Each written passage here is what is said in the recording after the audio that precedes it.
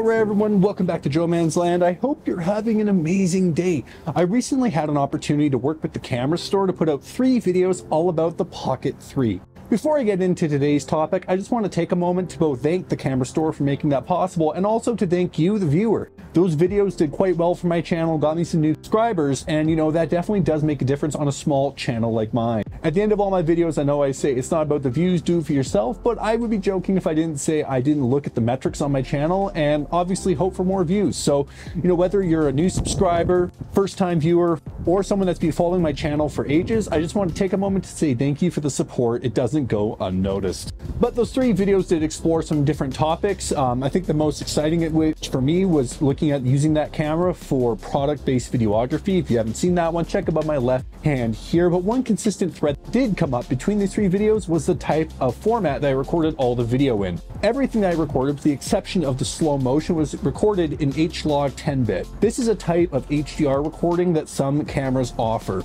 And one of the comments that came up was, how did you color this footage? What did you do to it to make it look colorful and vibrant? Well, before I share some of those tips and tricks, I want to preface this video by saying I am not a professional colorist. So in the comments below, if you're like, oh, like you missed this one thing, or maybe you could do this, please comment like that, because that's how I learn and that's what helps drive this channel forwards. But there were some general themes and trends I found with some videos I was watching in terms of how to color grade HDR footage that I thought I would share with you. I use Final Cut for most of my editing, so that's what we'll be looking at today. Is some HDR footage from the Pocket 3 in Final Cut and some base level edits that you can do to your footage.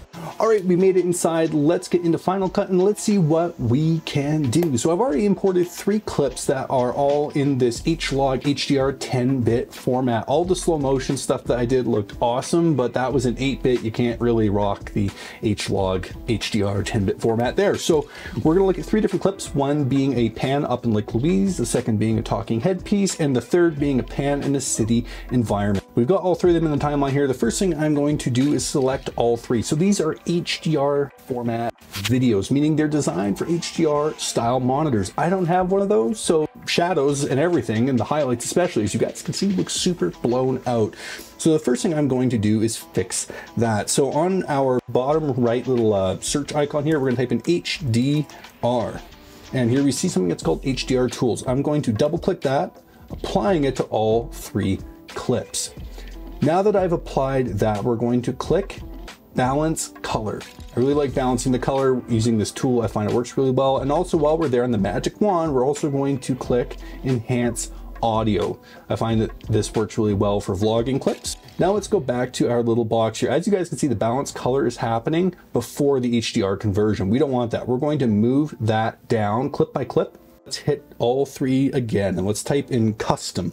This is going to bring up custom LUTs, right? Meaning ones that you will have downloaded yourself from third parties. I'm going to get rid of the sound on that because I don't want any sound. And I'm going to click on the little movie icon. So we've got our balance color in. That's awesome. Now let's have a look at some LUTs. So I downloaded the Peter McKinnon PM2 LUT pack specifically because he designed a lot of it while shooting some of his videos in Alberta. And one of them is specifically called Louise, named after Lake Louise. So I think it's fitting that we color grade this Lake Louise clip with a Peter McKinnon style LUT. So let's go to our PM2.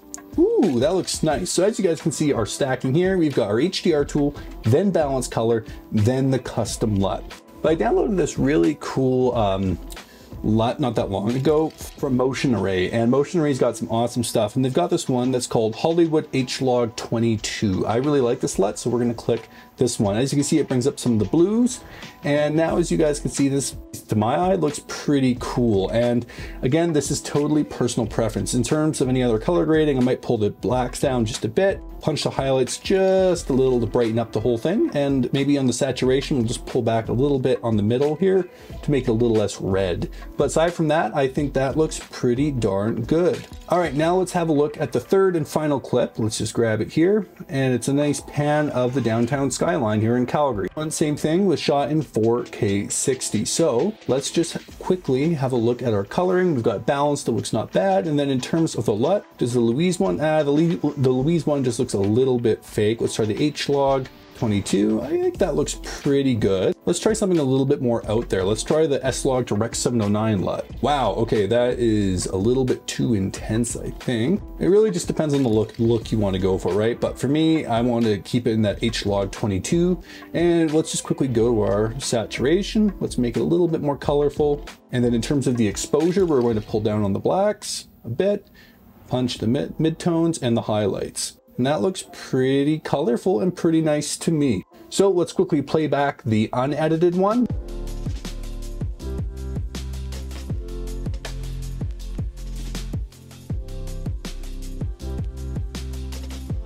Well, I guess while we're waiting for the sun to get just a little bit prettier, this is what the vlogging looks like straight out of camera on the Pocket 3.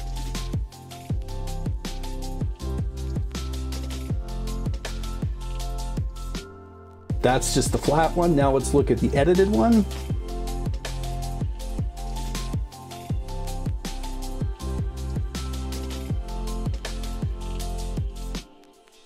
Well, I guess while we're waiting for the sun to get just a little bit prettier, this is what the vlogging looks like straight out of camera on the Pocket 3.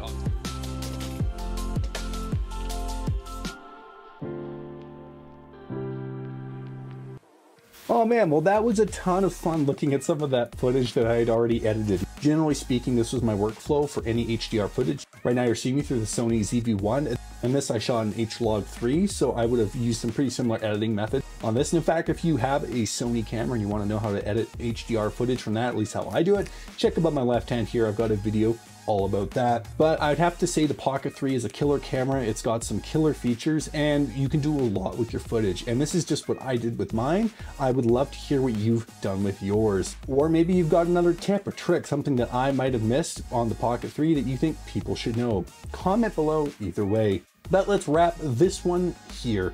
Hit that like button, subscribe to the channel, and remember to take beautiful photos every single day. Don't do it for the views, do it for yourself. And I look forward to seeing you all in another video super duper soon. Have a great day. Thanks for watching. Whew.